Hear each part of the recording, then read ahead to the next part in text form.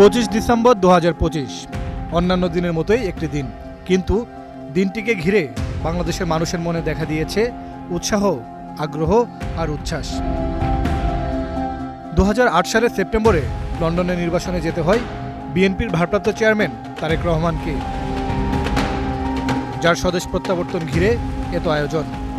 নির্বাসিত জীবনে থেকেও তিনি লড়েছেন গণতন্ত্রের জন্য, মানুষকে নিয়ে এসেছেন এক ছাতার নিচে।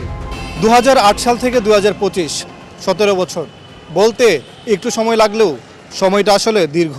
এই লম্বা সময় নির্বাচনে থেকে বিএনপির হাল ধরে রেখেছেন তারেক রহমান। তার নেতৃত্বে কোটি কোটি মানুষ লড়াই করেছে ফ্যাসিবাদের বিরুদ্ধে। তিনি ফিরছেন। তার উপস্থিতি রাজনীতিতে কতটুকু জরুরি? দলটির প্রধান নেতা কয়েক বছর ধরেই অসুস্থ, এখন হাসপাতালে চিকিৎসাধীন। দলকে একই সুতায় আনতে তারেক রহমানের দিকেই তাকিয়ে দলটির তৃণমূল ও নেতারা। এটা একটা ঐতিহাসিক একটা প্রোগ্রাম।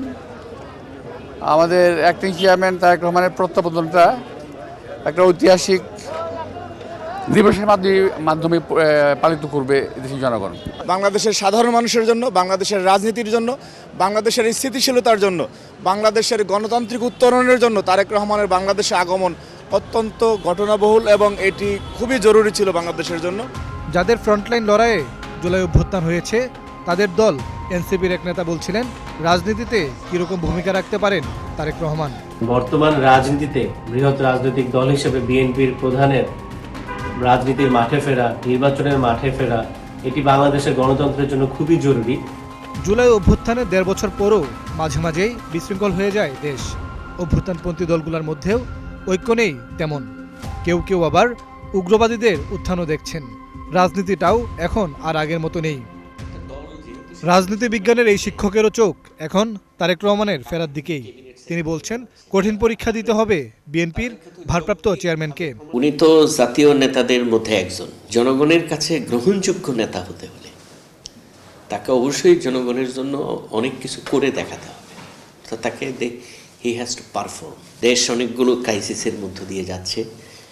এই ক্রাইসিস থেকে উনি দেশে কিভাবে এগিয়ে নিয়ে আসবেন, এটার একটা পথরেখা তাকে এখনই প্রকাশ করতে। জুলাই অভ্যুত্থানের ফসল ডক্টর ইউনূসের অন্তর্বর্তী সরকার। ভোট করে গণতান্ত্রিক সরকারের কাছে ক্ষমতা হস্তান্তর করতে চায় তারা।